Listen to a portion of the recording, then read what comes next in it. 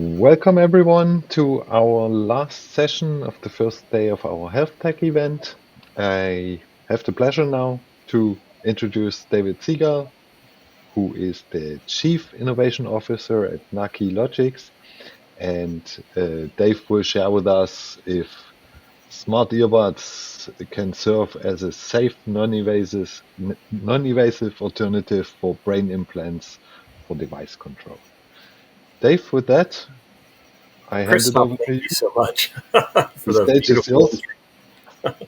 I just wanted to say hello to everybody. My name is Dave Segal. As Christoph mentioned, I'm the Chief Innovation Officer of Naqi Logix, as well as one of its founders, and coincidentally also our neural earbud inventor. And I just wanted to have my webcam on just at the very beginning to say hi, but I'm going to turn it off now while I screen share, and I'll be sure to turn it on again during Q&A. I have a lot to cover, so let's dive right in here.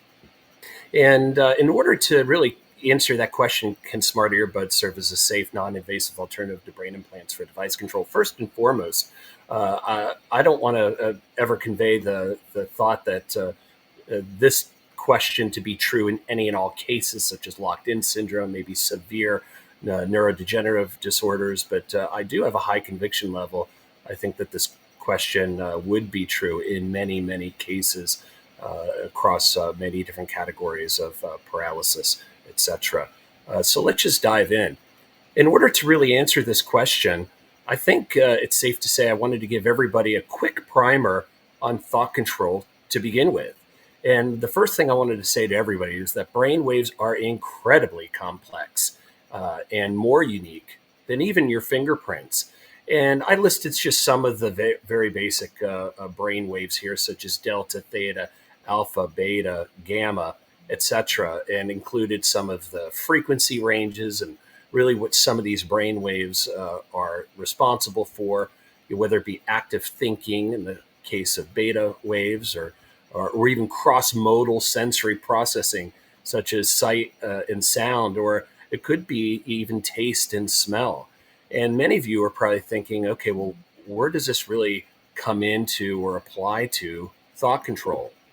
And with that, we're going to move to something called mu rhythms. And mu rhythms originate from your motor cortex, which is really the top quarter of your scalp.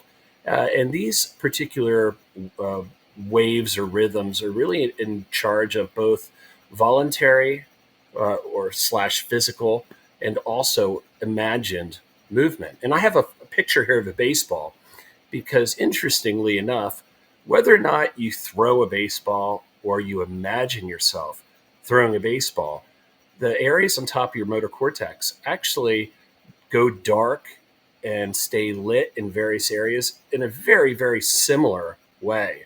And one of the best analogies I have for the whole audience is almost like Luke Skywalker when Yoda was hanging off his back in the Dagobah swamp, trying to move things with his mind.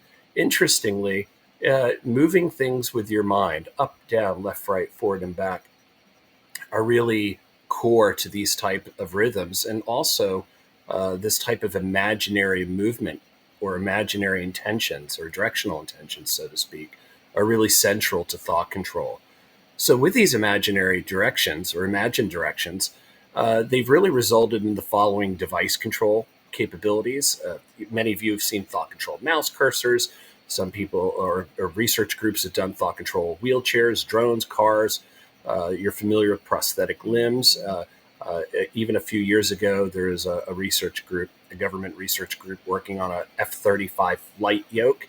And all of these have to do with some form of thinking up, down, left, right, forward, or back, and or the addition of imagined limb movement. So even if you're quadriplegic and you imagine your right arm rotating left or rotating right or moving up or moving down, it always has to do with some form of imagined movement or direction.